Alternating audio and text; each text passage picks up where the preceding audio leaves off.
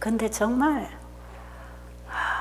이곳에 오신 여러분은 우리 하나님께서 이곳까지 인도하신 정말 하나님 눈에 너무 사랑스러운 자녀들이기 때문에 제가 여러분들에게 어떻게 봉사를 해야 되는가도 참 중요한 것 아니겠어요? 여러분 그렇게 생각하세요? 그냥 뭐 이든벨리 요양원 하나 차려놓고 아픈 사람들 모아놓고 뭐 그 건강식이나 해주고 그 공기 좋은 곳에서 신나게 놀다가 그냥 가면 건강이 조금 좋아지는 곳이다. 이렇게 단순하게 가볍게 생각할 것은 아니거든요. 그래서 제가 이 시간 아침마다 이렇게 시간을 여러분과 함께 이렇게 말씀을 나누는데 어떤 사람들은 제가 여기 나와서 그냥 이 복음을 전하고 건강 강의를 하면 저 최 집사는 평생 했으니까 머릿속에 다 배우고 있을 거다. 그러니까 책을 안 봐도 그냥 줄줄줄 외워놓은 게 나오는 줄 알아요. 근데 여러분 어제 설교한 내용을 오늘 하라 하면 절대로 그게 안 됩니다.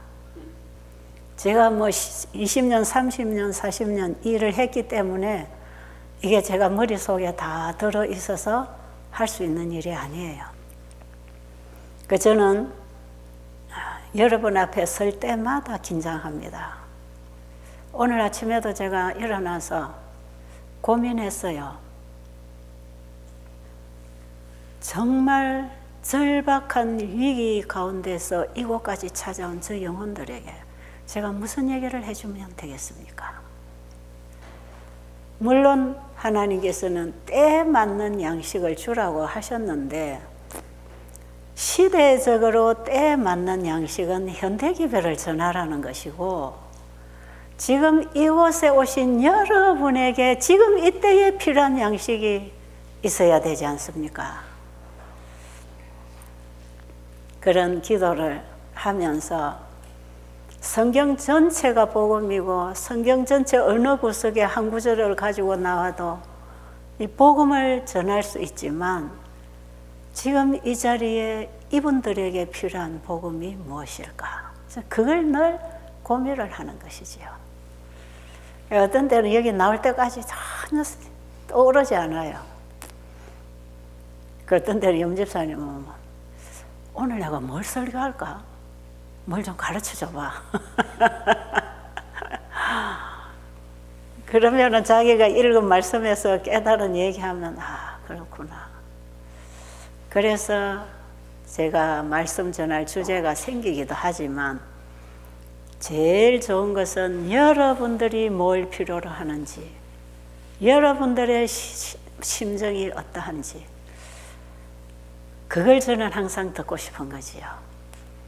그래서 저한테 와서 이런 영혼의 갈등이나 복음을 향한 어떤 정말 간절함이나 또 건강 문제로 간절한 이런 분들이 얘기를 하면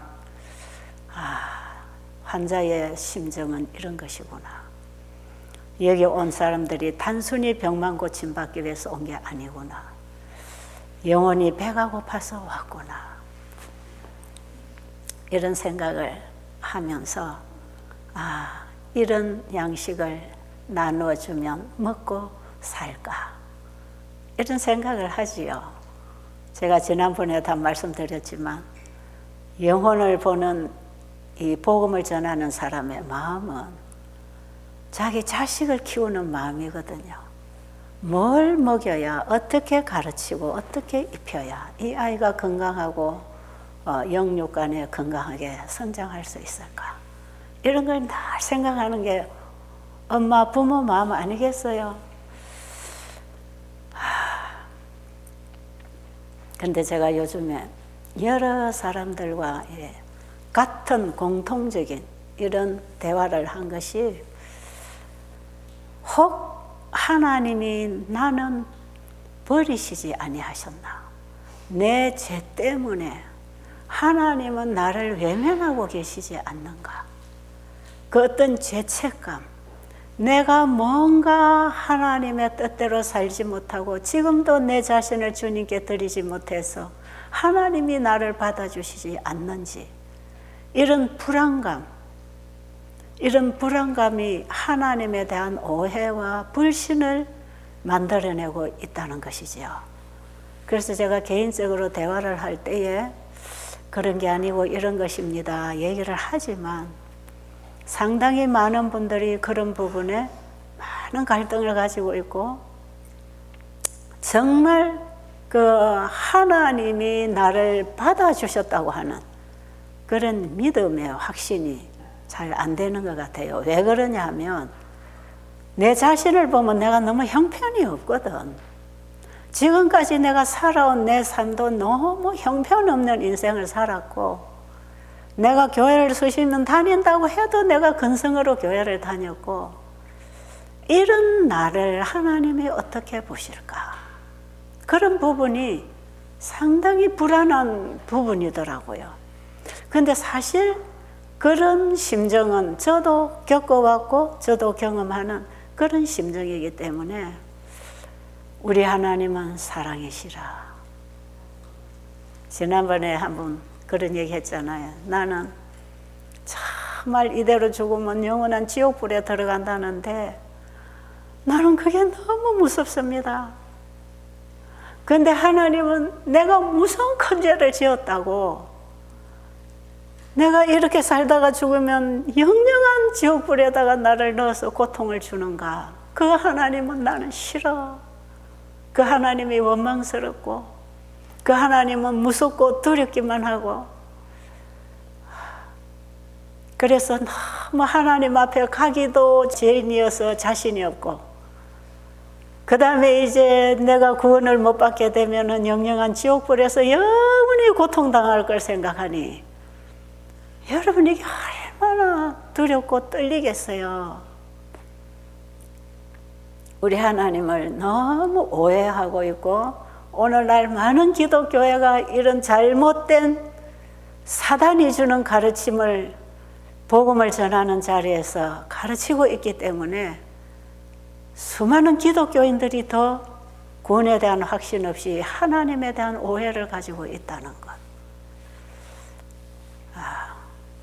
정말 이런 가르침을 제가 들어보면, 저분은 그냥 복음을 전하지 말고 집에서 가만히 들어앉아 있는 게 훨씬 나을 텐데, 하나님을 잘 모르면서 왜 하나님을 자꾸 잘못 가르쳐서 하나님에 대해서 영혼들이 다 마음을 닫게 저렇게 설교를 할까? 저도 이래 유튜브로 나오는 설교들을 들으면서 정말 어떤 거는 더 들을 수가 없는 하나님에 대한 오해를 일으키는 잘못 가르침을 주고 있는, 그런데 수많은 사람들, 수많은 기독교인들이 이렇게 속고 있다는 거죠. 그래서 지난번에 말씀드렸지만, 그가 여기 와서 하나님은 영원한 지옥불을 준비하고 계시는 분이 아니다. 그걸 자기가 알고 나서 너무 평안이 왔다 그러잖아요. 구원을 받고 못 받고는 나중 일이고, 내가 지옥불에 안 들어가는 그 문제가 해결되고 나니까 자기 마음에 평안이 왔다 그러잖아요. 이런 불안감들이 오히려 하나님 모르는 사람들은 그냥 태어나서 뭐 한 번 죽지 두 번 죽냐 그러고 그냥 무대뽀로 살아가는 사람들이 있는가 하면, 그래도 예수를 믿어서 영생을 얻는다고 하는 이 복음을 전해야 하는 교회가 예수 믿으면 천국, 안 믿으면 지옥을 가르치니까 사람들이 헷갈리는 것이지요. 하나님의 품성에 대한 이해를 못하는 것입니다. 그래서 오늘 이 시간에는 여러분의 마음에 좀 평안을, 안도감을 주고 싶어서 그 불안한 마음을 내려놓고 하나님의 사랑을 만나도록 하기 위해서 제가 하나님 말씀 몇 군데를 좀 소개를 해드리면, 시편 139편 13절로 보면 하나님께서 우리를 창조하실 때에, 우리를 모태에서 조성하시고 태어나게 하실 때에 하나님은 나를 다 아셨다 그럽니다. 지금 나의 상태까지 하나님의 책에는 다 나의 전체가 기록되어 있다는 것이에요. 그런 나를 태어나게 하신 분이 내가 나를 아는 것보다, 내 부모가 나를 아는 것보다, 내 친구가 나를 아는 것보다 훨씬 잘 아십니다. 나중에 여러분 마치시고 나면 시편 139편 13절로 10한 5절까지 한번 꼼꼼히 읽어보세요. 저는 이 말씀이 너무 저에게 위로가 되고 힘이 되고 용기가 되고 희망이 되었어요. 여러분, 사람들은 죄를 짓고 나면 하나님을 자꾸 피하잖아요. 이게요, 아담 하와가 범죄하고 나서 하나님 피해 숨듯이 죄는 하나님을 바라보지 못하도록 분리를 시키는 것이거든요. 그런데 하나님은 죄인을 찾아오셨다는 거 아닙니까? 아담 하와가 범죄하고 무섭고 두려워서 떨고 숨어 있을 때 하나님은 찾아오셨는데 뭘 가지고 찾아오셨습니까? 구원을 가지고 오셨어요.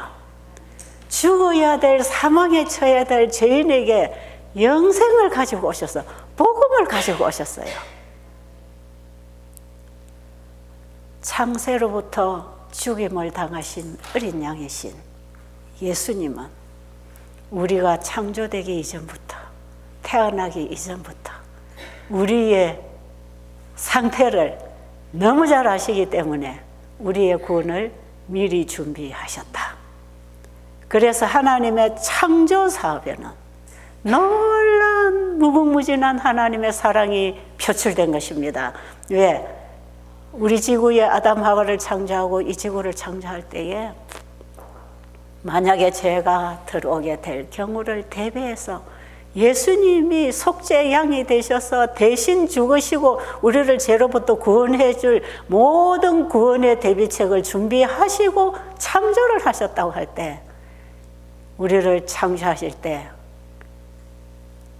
우리에 대한 모든 것을 그분은 준비하신 분이다.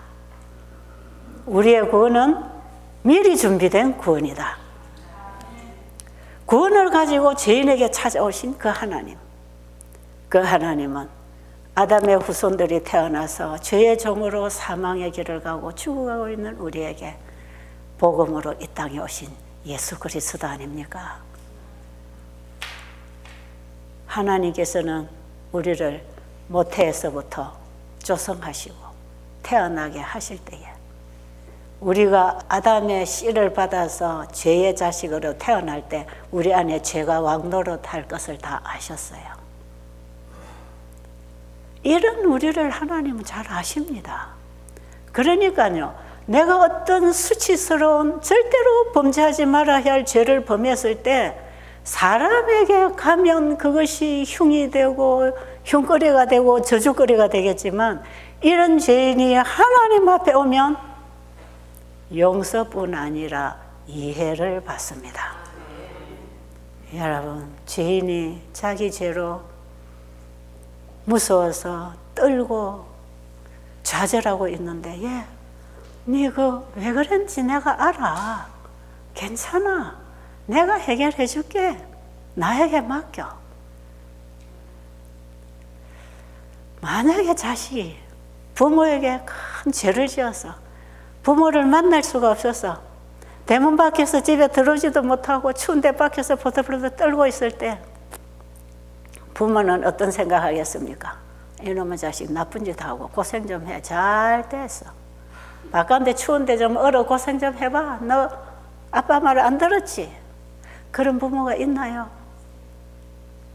자식이 문 밖에 서서 집에 들어올 수도 없어서 부들부들 떨고 있을 때 그 사실을 만약에 부모가 알았다면 당장 가서, 괜찮아 괜찮아 빨리 집으로 들어와.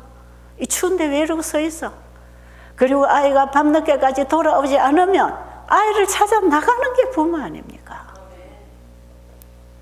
우리 하나님은 이 죄인이 범죄하고 부들부들 떨고 희망 없이 절망 가운데 죄의 종으로 이리저리 끌려다니면서 머리끝에서 발끝까지 피투성이가 되어서 죄의 종으로 끌려다니면서 살아가는 우리를 찾아오신 분 아닙니까?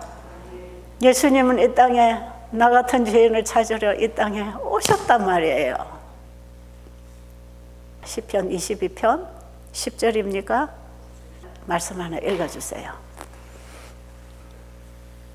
시편 22편 9절 오직 주께서 나를 모태에서 나오게 하시고 내 모친의 젖을 먹을 때에 의지하게 하셨나이다. 내가 날 때부터 주께 맡긴 바 되었고 모태에서 나올 때 주는 내 하나님이 되셨사오니. 아멘 아닙니까? 아멘이지요. 하나님께서는 나를 모태에서부터 조성하시고 내가 태어날 때부터 그분은 나를 맡으신 그분이 나의 하나님이라. 하나님은 못하시는 일이 없는 분입니다. 하나님은 아무것도 없는 이 공간에 우주세계를 말씀의 능력으로 창조해내신 분 아닙니까? 여러분, 누가 엄마 아빠가 결혼을 했을 때 엄마의 태 안에서 내가 형성되어 탄생할 것을 누가 알겠습니까? 하나님께서 아담 하와를 창조하시고 생육하고 번성하여 땅에 충만하라고 말씀하신 그분이 생육 번성의 모든 법칙을 세우시고 지도하시고 우리를 태어나게 하신 것입니다. 우리가 그냥 엄마 아빠 결혼해서 나를 낳았다, 단순하게 그렇게 생각할 일이 아니죠. 여기 보니까 모태에서 나를 조성하셨답니다. 하나님께서. 한 절 더 볼까요? 이사야 44장. 이사야 44장 24절 내 구속자여 모태에서 너를 조성한 나 여호와가 말하노라. 나는 만물을 지은 여호와라. 나와 함께 한 자 없이 홀로 하늘을 폈으며 땅을 베풀었고. 이 세상을 창조하시고 나를 모태에서 조성해서 태어나게 하신 그분이 나의 구속자라. 저는요, 이 복음을 공부를 하면서 갈라디아 3장 19절에 보면 이 율법에 관해서 이제 바울이 율법을 지켜서 구원을 받는 게 아니고 예수를 믿어 구원받는다는 이 복음을, 이 율법을 앞세우고 있는 그들에게 복음을 앞세우면서 이 복음에 대해서 얘기를 할 때 그런즉 율법이 무엇이냐고 했을 때 한 중보자의 손으로 천사를 통하여 베푸신 것인데 약속하신 자손이 오실 때까지 있을 것이라. 제가요, 이 성경절 한 절에서 우리의 죄 문제는 이미 주님 안에서 해결되었다, 그걸 제가 알게 됐거든요. 모세를 통해서 십계명을 써서 백성들에게 지키면 살 법도를 주실 때에 누가 이걸 써주셨다고요? 누가? 여러분, 십계명은 하나님이 친수로 쓰신 거 알지요? 모세가 쓴 거 아니에요. 하나님이 친수로 돌 위에 십계명을 써서 모세에게 주실 때 이 율법은 한 중보자의 손으로 베푸신 것이라. 누가 쓰셨다? 이 율법을 범할 수밖에 없는 우리 인간들의 죄를 대신하여 속죄의 제물이 되시고 죄인과 아버지 사이의 중보자로서 우리의 죄를 아버지 앞에 용서해 달라고 중보 기도를 하시면서 우리를 대신하여 죽으실 그분이, 그래서 그분이 율법을 주실 때에는 죄인이 율법을 지킬 수 있어요, 없어요? 어젯밤에 우리 로마서 공부했잖아요. 죄인이 율법을 지켜서 어렵게 될 자는 없기 때문에 하나님께서 한 의를 다시 준비하셔서 우리에게 넣어주시는 게 예수님 복음 아닙니까? 그렇죠? 그 예수님이 우리 안에 와서 사랑으로 역사하는 믿음을 주실 때만 율법에 순종할 수 있는 것입니다. 그래서 약속하신 자손이 오시면 우리가 그분을 믿음으로 말미암아 그분이 주시는 사랑과 생명으로 연결되었을 때 율법을 지킬 수 있게 될 것이다. 그러니까 예수님이 오셔야 우리 안에 율법의 속성을 새겨서 그 사랑으로 역사하셔서 율법을 지키게 하려고 그분이 모세를 통해서 시내산에서 율법을 기록해 줬단 말이에요. 그런데 죄인이 절대로 하나님의 율법을 지킬 성질도 없고 힘도 없고 생명도 없어요. 그래서 율법 앞에서 우리는 정죄받을 수밖에 없는데 예수님이 십자가에 돌아가신 것은 내가 정죄받고 죽을 그 죽음을 예수님이 죽으시고 그 죽음이 나를 대신한 죽음이라는 사실을 믿음으로 받아들일 때 우리는 예수님의 사랑을 만나는 것입니다. 저는 갈라디아 3장 19절이 너무 저에게 복음이었어요. 율법은 뭐냐? 한 중보자의 손으로 천사를 통해서 베푸신 것인데, 그러니까 율법을 쓰신 분이 율법을 우리 죄인들에게 줄 때에 너는 이 지킬 수 없잖아. 네가 율법을 범해서 정죄를 당할 때 죄인은 이 죄를 가지고 예수님께로 나오면 예수님이 죄를 용서하실 뿐 아니라 율법을 지킬 새 언약의 율법을 우리의 신비에 기록해 주겠다는 거 아닙니까? 그 예수님을 사랑하는 마음을 심어준다 이 말이에요. 그래서 예수님을 사랑하고 이웃을 사랑하는 사람으로 살게 되는 게 그리스도인입니다. 여러분, 요즘에 우리 교인인가 그리스도인인가 하는 주제 계속 시리즈로 하고 있잖아요. 이렇게 해서 우리는 그리스도인이 되고 그리스도인이 그리스도 안에서 그리스도와 연결되어 살아가는 삶 속에서 율법이 생활 속에 지켜지게 돼 있는 것이에요. 그러니까 율법을 써주실 때에도 중보자가 쓰셨다. 나는 거기에 너무 희망이 있었단 말이에요. 아, 네가 이거 범하면 내가 대신 죽는다. 제가 지난번에 얘기했죠. 창세기 2장에서 먹는 날에는 정령 죽으리라 했을 때 네가 이 선악을 알게 하는 나무의 실과를 먹는 날에는 내가 죽는다. 그보다 더 큰 사랑이 어디 있겠습니까? 여러분 자신의 죄 때문에 지금 불안해하고 계십니까? 과거에 내가 이런 죄 저런 죄 이렇게 또 아직 하나님을 잘 몰라서 내가 믿지 못한 것 때문에 불안해서 여러분 바들바들 떨고 계십니까? 이런 죄인을 찾아오신 분이 예수님입니다. 내가 세상에 죄인을 구원하러 왔지 의인을 구원하러 온 게 아니다. 왜? 의인은 없나니 하나도 없으니까. 이 땅에 의인들만 살면 예수님이 왜 오십니까? 그래서 우주를 창조하신 그분은 어느 우주 세계에 가신 게 아니라 죄인들이 살고 있는 이 지구에 죄인을 찾아 나오신 것입니다. 누구를 찾았어요? 나를 찾아. 예수님이 나를 찾아 이곳까지 오셨지 않습니까? 저는 작년 1년 동안 이 시대 소망을 강의를 하면서 나를 구원하려고 하나님이 인간이 되어서 이 땅에 찾아오신 그 어린 아기로 태어난 거기로부터 사단과의 대쟁투의 현장에서 승리하시고 부활하시고 하늘로 가신 그분, 제가 그분의 전체 얘기를 제가 말씀을 통해 다시 공부를 하면서 제가 뭐 깨달았는지 아세요?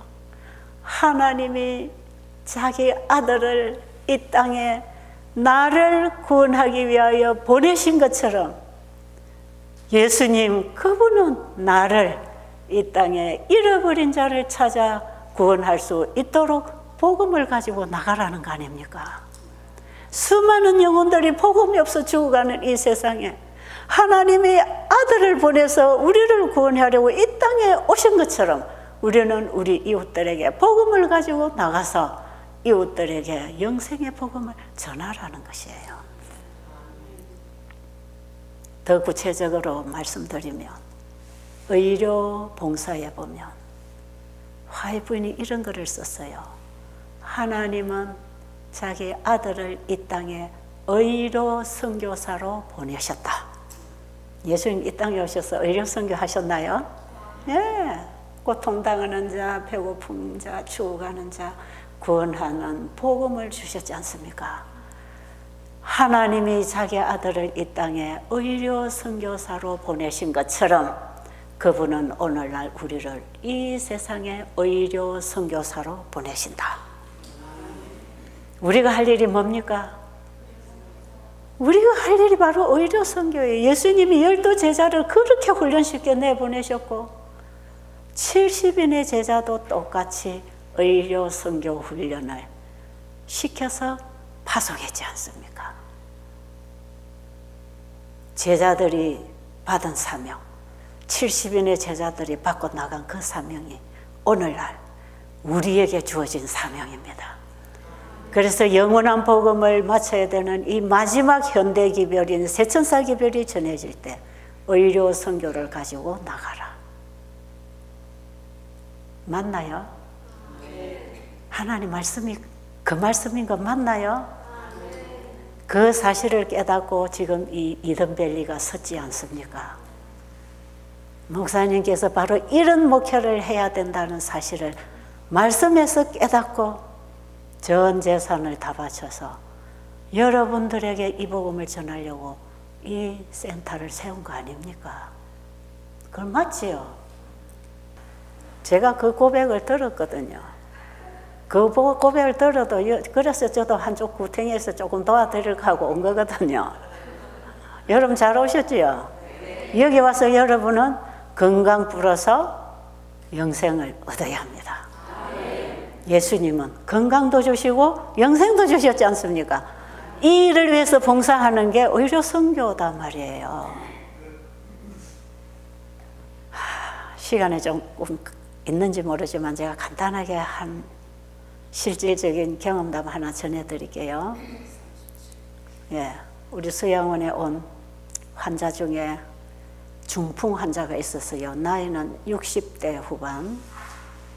이분이 중풍이 들어서 혼자 사는데 중국인 간병사를 하나 붙여놓고 자식들은 다 자기 나름 바쁘니까 객지에 가 살아요.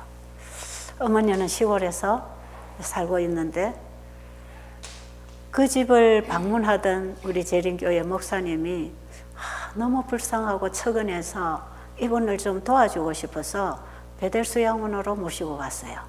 모시고 왔을 때에 그 간병사도 같이 따라왔어요. 그래서 제가 간병사에게 절대로 이분을 혼자 걷게 하지 마세요.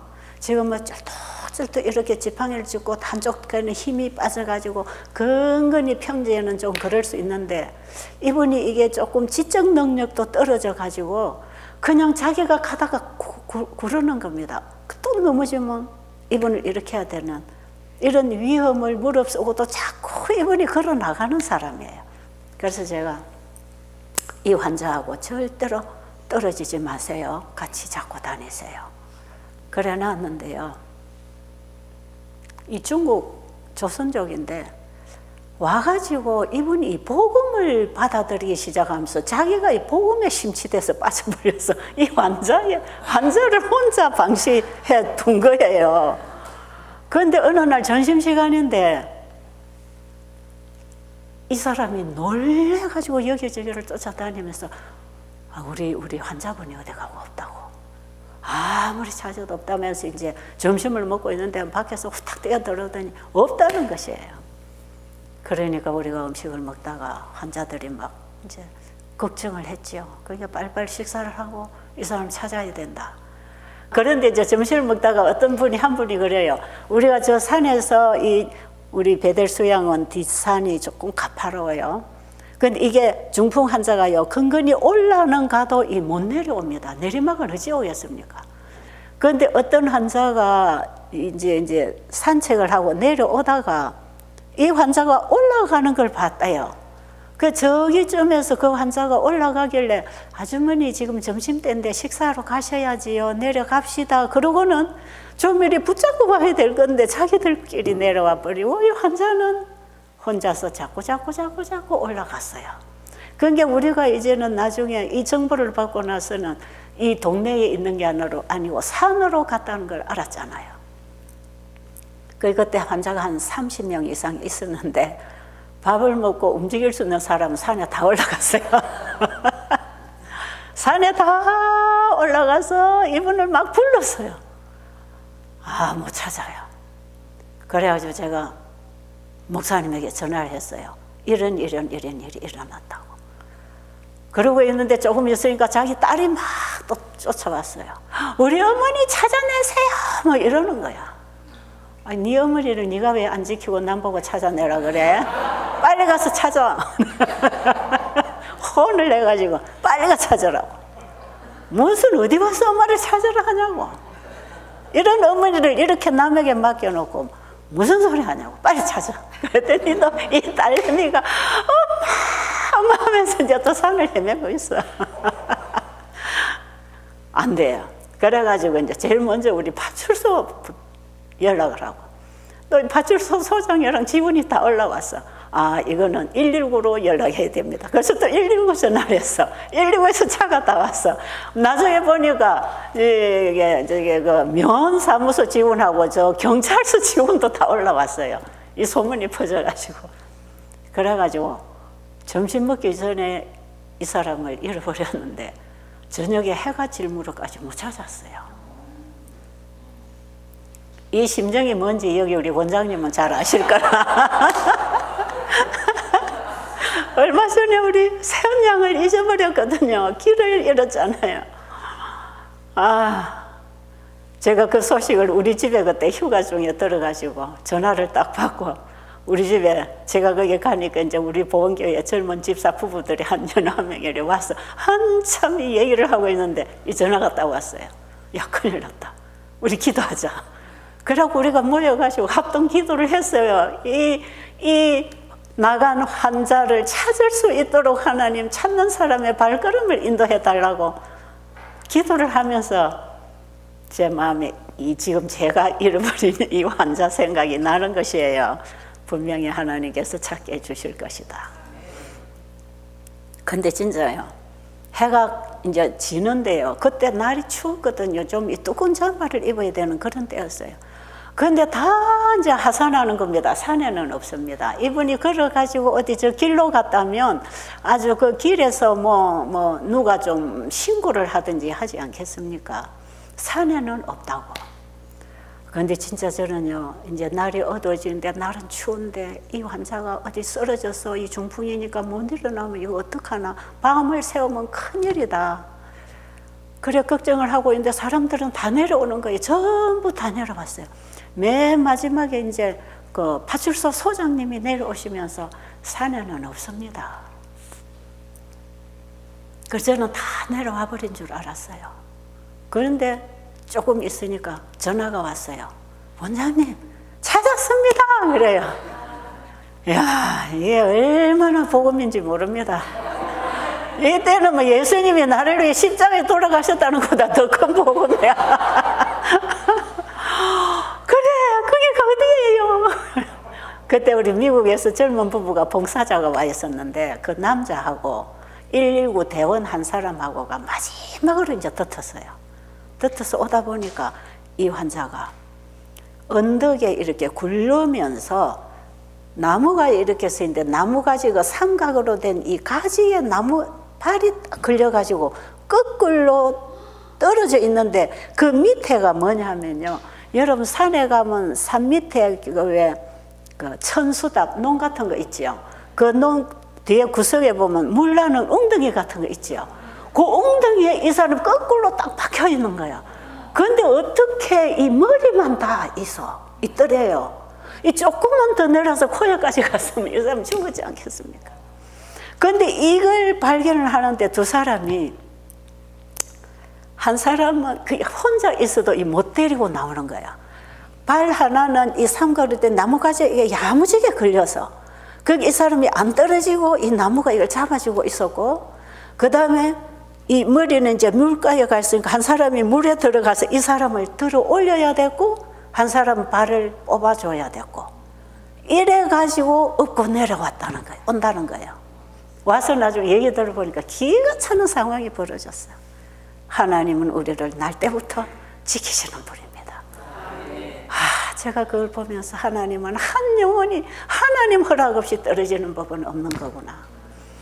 근데요, 이 환자를 데리고 집으로 간다고 하길래 제가 집으로 오지 말고 빨리, 아직 119 차가 대원 하나가 안 왔으니까 기다리고 있잖아요. 119 차에 실어서 빨리 병원으로 가라고. 그래서 저는 이 사람 지금 중풍이니까 고혈압 환자 아닙니까? 그 추운데 이 머리를 물에 박고 이 추운데 거꾸로 누워서, 그게 언젠지는 모르지만 그 시간이 일단 오후 내내 그러고 있었다면 이 사람 문제가 크게 생겼다고 봤거든요. 야, 큰일 났다. 그랬는데 병원에 보내놓고 조금 있으니까 연락이 왔어요. 의사가 모든 검사를 했는데 다 정상이라고 합니다. 혈압도 정상이랍니다. 문제가 하나도 없답니다. 그러는 사이에 아들들이 여기저기서 막 왔어요. 이리 오지 말고 빨리 병원으로 가시라고. 그랬는데 어머니가 멀쩡하게 퇴원을 했어요. 검사만 받고 나왔어요. 그러니까 아들들이 어머니를 다시 거기 모시고 가겠습니다 그러길래 제가 모시고 오지 마라 그랬어. 저는 그 환자를 케어할 수 없어요. 그러니까 자식들이 모시고 가서 잘 돌보시라고. 그래 집으로 보내버렸어요. 제가요, 그 과정을 오후 내내 제 심정이 얼마나 애가 탔겠어요. 우리 하나님이 나 같은 죄인 하나를 구원하려고 이 땅에 예수님을 보내시고 우리를 찾아 구원하는데, 우리 한 영혼 한 영혼이 하나님 앞에 찾아지기를 얼마나 애타게 기다리고 계실까. 저 우리 하나님의 사랑을 그 심정으로 참 많이 느꼈어요. 이번에 우리 세원 양 찾고 나서 온 식구들이 그 하나님의 사랑을 느꼈다 안 합니까? 우리 세원 양을 못 찾으면 어떻게 될 거냐고. 이 아이가 지금 산에서 없어졌는지 어디서 없어졌는지 처음에는 몰라가지고 얼마나 헤맸어요. 근데 어떤 사람이 하나의 정보를 줘서 길로 내려가 타니까 저도 그 소식 듣고 안심했거든요. 길로 갔으면 어느 사람에게든지 발견될 것이고 찾아올 것이다. 여러분, 하나님은 우리 한 사람 한 사람을 예사롭게 취급 안 하십니다. 그 한 사람 한 사람을 시궁창에서 죽음으로부터 끌어내시려고 하늘의 모든 능력이 총동원을 해서 우리를 찾고 있다는 거 아닙니까? 여러분, 거기에 찾겨주시기 바랍니다. 내가 어떤 상태냐 그거 따지지 마세요. 나는 중풍병자입니다. 나는 죄인입니다. 스스로 우리는 율법을 지킬 수도 없고 하나님 찾아갈 수도 없어요. 그런 우리를 너무나 잘 아시는 우리 아버지가 살아가는 독자 아들을 보내셔서 우리 죄값을 대신 십자가로 지불하게 하시고 우리를 찾고 계신다는 거 아시겠습니까? 그 우리 하나님의 사랑 앞에 여러분 달려가게 되기를 간절히 바랍니다.